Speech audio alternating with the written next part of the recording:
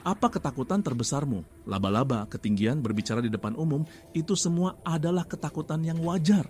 Tapi bagaimana jika ketakutanmu yang paling dalam, yang mengganggumu di malam hari adalah sesuatu yang lebih abstrak? Ketakutan bahwa kamu akan berhenti belajar, berhenti tumbuh.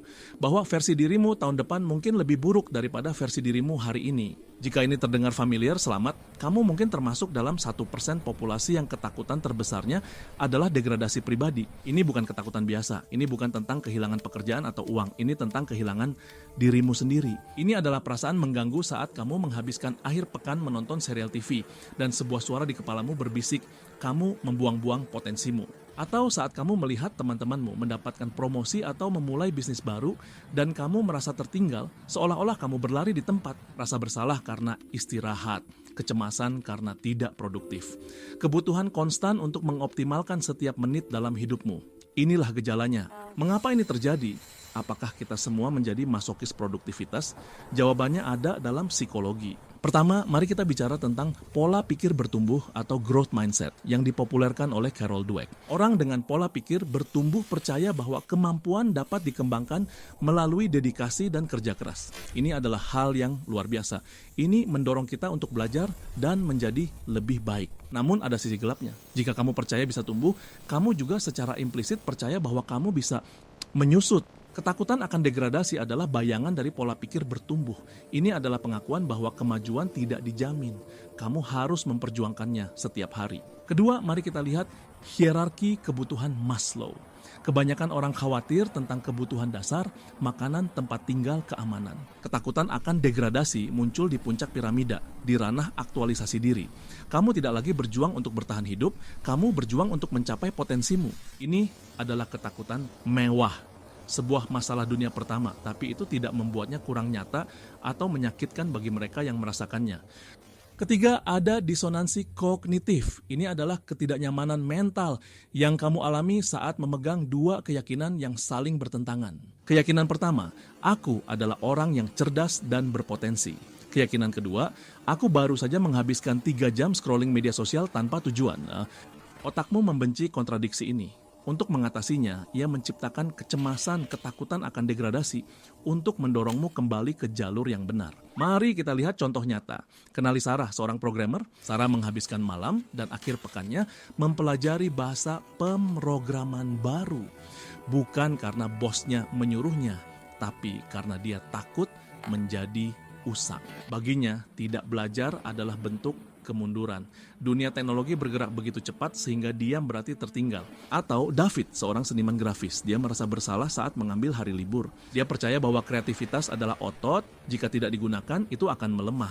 Setiap hari tanpa menggambar terasa seperti langkah menuju atrofi artistik. Ketakutan ini adalah pedang bermata dua. Di satu sisi itu adalah mesin yang kuat untuk perbaikan diri. Itu mendorong Sarah untuk tetap relevan dan David untuk mengasah keterampilannya. Tapi di sisi lain, itu bisa menjadi sumber stres kronis dan kelelahan, burnout. Itu bisa merampas kegembiraan dari istirahat dan mengubah hobi menjadi pekerjaan lain. Jadi, apa yang bisa kamu lakukan?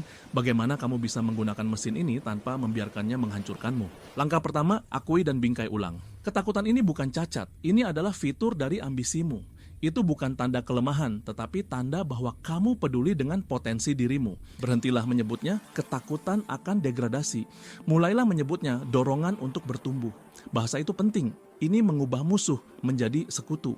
Langkah kedua, definisikan pertumbuhan secara holistik. Otak kita seringkali menyamakan pertumbuhan dengan kemajuan karir atau mempelajari keterampilan baru.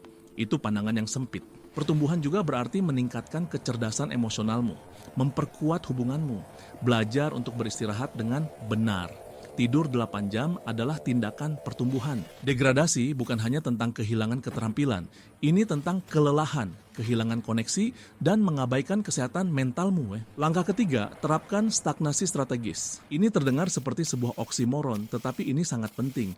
Ini adalah konsep istirahat yang terencana dan disengaja. Otot tidak tumbuh saat kamu mengangkat beban. Mereka tumbuh saat kamu beristirahat sesudahnya. Otakmu bekerja dengan cara yang sama. Saat kamu tidak fokus pada suatu tugas, saat kamu melamun atau berjalan-jalan, jaringan otak yang disebut Default Mode Network (DMN) menjadi aktif. DMN ini sangat penting untuk kreativitas, pemecahan masalah, dan mengkonsolidasikan ingatan.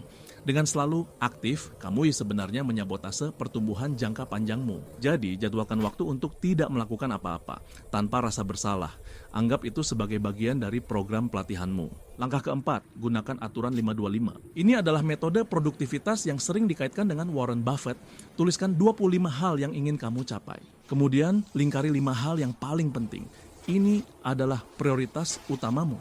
Dan inilah bagian yang sulit, 20 hal lainnya. Itu bukan prioritas keduamu.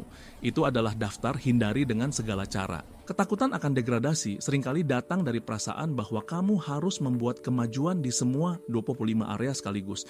Itu mustahil dan membuatmu merasa gagal. Dengan berfokus pada 5 hal, kamu memberi dirimu izin untuk terdegradasi atau stagnan di area yang kurang penting untuk mencapai keunggulan di area yang paling berarti. Sebagai kesimpulan, jika ketakutan terbesarmu adalah degradasi, jangan putus asa. Kamu berada di perusahaan yang baik. Ketakutan itu adalah tanda bahwa kamu peduli, bahwa kamu memiliki ambisi, dan bahwa kamu memahami sifat pertumbuhan yang rapuh. Itu adalah mesinmu, bukan penjaramu.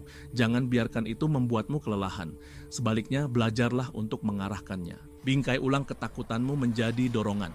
Perluas definisimu tentang pertumbuhan, rangkul kekuatan istirahat strategis, dan fokuslah pada apa yang benar-benar penting. Tujuan sebenarnya bukanlah untuk tidak pernah berhenti bergerak. Tujuannya adalah untuk bergerak dengan niat, tumbuh secara berkelanjutan, dan membangun versi dirimu yang tidak hanya lebih terampil, tetapi juga lebih bijaksana, lebih sehat, dan lebih utuh.